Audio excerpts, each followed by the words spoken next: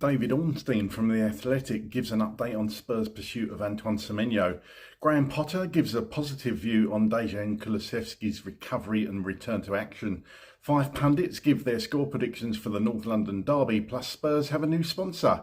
Here are your daily Tottenham news headlines.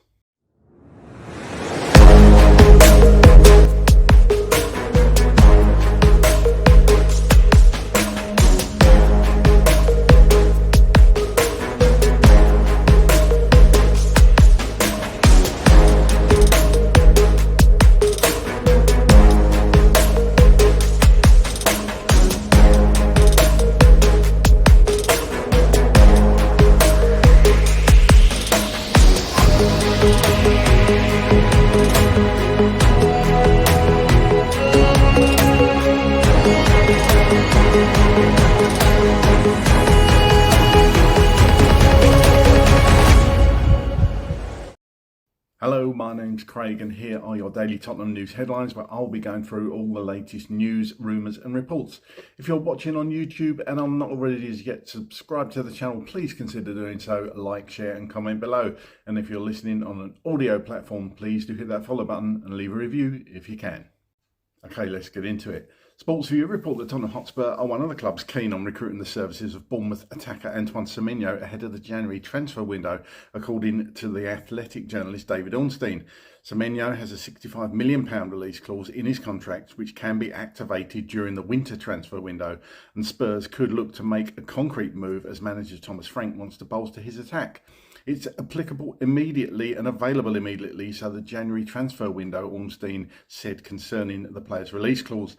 Some suggested it was only available next summer, but no, in January it becomes live for a certain period of time, which I imagine with these things is around the first days of the window, and that gives a couple of weeks for Bournemouth to get a replacement.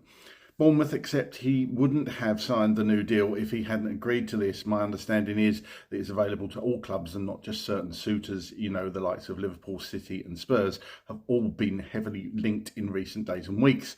It is a clause that if it does go to the summer when it will reactivate, then it is a lower fee for the time being, though. From what many conversations I've had, those seem to be the 3 clubs genuinely in the frame. The industry is telling us so far that if there is to be a move, it's sounding more like Liverpool, Man City or Spurs' direction of travel, subject to change. Spurs signed Semenyo's international teammate Mohamed Kudus in the summer, but remain keen on him and could make a move. They need more depth in attack as they challenge in 3 competitions during the second half of the season, and pipping competition to the 25-year-old would be huge. He has continued his brilliant form this term with 6 goals and 3 assists to his name in 11 Premier League appearances, having ended last term with 13 goals and 7 assists in 42 games. Sports View report that Tottenham Hotspur have been without Dejan Kulusevski throughout this season as they await his recovery from surgery he had in May for his right patella. Spurs have missed the Swedish playmaker who delivered 10 goals and 11 assists in 50 appearances to help the North London outfit lift the Europa League. Thankfully, his return is inching closer, with Sweden boss Graham Potter confirming that he could be back in action in December around Christmas or New Year. Potter said Dejan is taking steps forward. He was happy with where he was in his rehabilitation. It's in Tottenham's hands and his, but he was feeling good when I last spoke to him, and I look forward to seeing him maybe at Christmas or around New Year. But he is in a good place and he's happy with his rehabilitation. Last time we spoke, then he was ready to take his next step. But there is no stress involved. He will do this rehab in a good way, and if he does that, I'm sure he will pretty sure be seeing him on the pitch soon. Kulusevski has been a huge miss for Spurs, with the team lacking his inspiration from the flank and in the attacking midfield role. Big summer signing Xavi Simons was meant to fill the gap, but has struggled to acclimatise to the intensity of the Premier League. Spurs fans will be hoping to have Kulusevski back soon. He could unlock a new dimension in the attack. However, they will have to be patient with Kulusevski. Fans cannot immediately expect him to start delivering the goods after missing over 6 months of action, including pre-season. The 25-year-old will take time to build some steam, and Tottenham fans must exercise patience as he finds his groove, likely much later in the season. And Arsenal and Tottenham face off in the first North London derby of the season on Sunday afternoon, with the Gunners still favourites despite some bad injury news. The Gunners are top of the Premier League and 8 points clear of arch-rival Spurs, who occupy 5th place in the table, but Mikel Arteta's side will be missing Gabriel. after the centre-back picked up an injury on international duty, but Spurs also have well-documented injury concerns of their own. And Football 365 report that the views of 5 pundits are as such ahead of the big game. Aaron Ramsey says, I can't see anything other than an Arsenal win at the moment. He said, the way they're playing, I'm really looking forward to it. Harry Redknapp states, a fascinating one. Arsenal drew at Sunderland, but these things happen and they were going to drop points at some point. I know they have got some tricky games coming up and they picked up an injury or two during the international break, but I'm not overly concerned. This squad should be big enough to make things work. Spurs drew against United, but I cannot say it was overly impressive. I think Spurs are superb defensively. They've got some top players back there, as good as anyone in the league. Going forward, though, they seem to lack some ideas and creativity. Spurs suit these types of games. We saw them go to the Etihad and win earlier in the season. They will frustrate Arsenal, but I think I have to lean towards an Arsenal win, 2-1 to Arsenal. Ian Wright said, when asked if he was concerned by Gabriel's absence, Mosquera's coming in, so it's okay. He said, I'm not giving Spurs anything. We need a set piece this week. We'll save it for next week. I'm going 2-0. On mounting title pressure from City, Wright added, it's not that I'm worried, but it's what this league is about now. Everyone is saying about how great our squad is, but this is when we find out about what we're about. Responding to on the overlap, Gary Neville said about Wright's comments, I don't think it'll be 2-0. I think it'll be more of a scruffy game. I think it will be messy. I think 2-1 to Arsenal or 3-2. It's that type of game, but I'll go 2-1 to Arsenal, but I think Spurs will score. And Paul Merson gave his view, saying that this is the game. When I used to play for Arsenal, I used to ring up my dad and tell him we're playing Tottenham as soon as fixtures are out. And when that was, I know Liverpool and Manchester City are bigger opponents for Arsenal in the title race. But for the fans, this is the biggest game. Spurs are top of the league table if you only consider away form. When Spurs are not favourites, they sit back and absorb pressure and hit you on the break. They are a tricky team to face. If Arsenal were playing away from home, I would have given Tottenham no chance. Mikel Arteta also has to deal with injuries to some key players, so I don't think this game is a straightforward win for Arsenal. Will Gyökeres be fit? Can Leandro Trossard make an impact like he did last game? There are so many questions to be answered. Arsenal versus Spurs has always been one of the most entertaining matches in the Premier League, but I don't think that will be the case here. I'm expecting a tight, cagey affair with Arsenal coming out on top in the end. Prediction, Arsenal 1, Spurs 0. And finally, Tottenham Hotspur have said they are delighted to announce Elite Hair as its official hair treatment partner, working together on a mission to inspire self-confidence and promote world-class medical expertise to fans. Elite Hair is the largest hair transplant clinic in the world and works to the highest global standards of clinical outcome, patient comfort and comprehensive aftercare. And speaking personally, I am very satisfied with the results. Okay, well, here's my thoughts on all those stories today. Firstly, Semenyo. This deal, this player, I'm sure we're going to be speaking about Antoine Semenyo for most of December and probably a lot of January as well. I think I've made my position fairly clear on this one. I love Antoine Semenyo. I think he's a fantastic player, and if Spurs want him, which they clearly do, I think we should look to pay the money.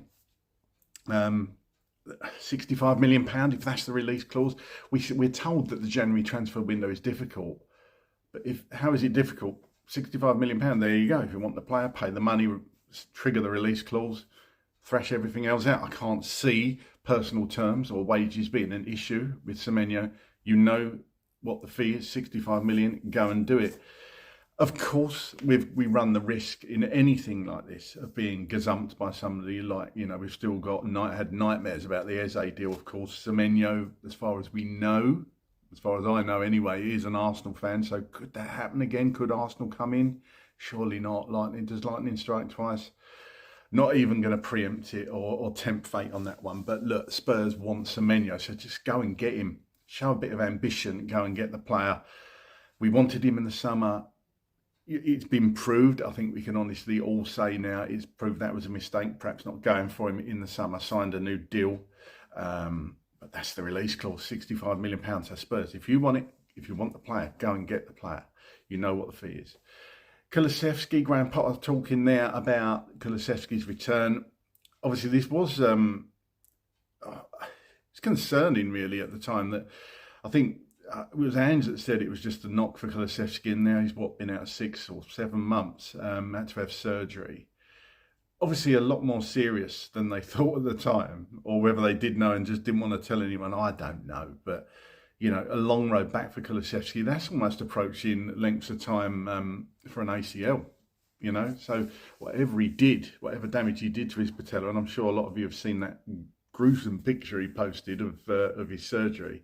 Obviously, he done something major there. So it's been a long road back for Kulusevski. Seen videos and pictures of him training hard and working hard. So look, it's one of those things. You don't want him to come back too early and re-injure it. As much as we need Kulusevski, I feel, you know, if he needs to come back when he's ready. It sounds like the player is sensible in that, and the club are being sensible in their approach. As much as we want him back, you know, let's make sure he is ready to come back, because after such a long time out, it's going to take him a while to get back into it. So I, for one, welcoming Kulusevski back into the squad, and hopefully that can be soon, hopefully around Christmas time, as they say. And the pundits that predicting the North London derby, all of them, all 5 of them, going for an Arsenal win. I said on a podcast the other night that I think Spurs will probably lose this game, and I will stick by that. But North London derby, you just never can tell. We haven't won at the Emirates. 2 wins in? I'm not even going to depress you with the amount of years it is. I'm sure you can go away and look that up for yourselves, or know the figures. Look, we've performed well at the Emirates sometimes and earned a well-fought draw, and we've performed terribly. But these games you cannot genuinely predict with any degree of certainty. However, I do agree with Gary Neville. I think this is going to be a bit of a scrappy game. I think we will score, but I think it will be a scrappy affair. Personally, I think Arsenal are just going to edge it. I really, really hope I am wrong, though, because how good would it be to get one up over Arsenal? You know, with them being top of the league, such good home form for them, but with us, we're really good away form as well. This could be a cagey affair. We're definitely going to be sitting back. It's going to be more defensive. Dare I say it, probably more boring, but can we hit them on the break and nick a goal and just be solid defensively?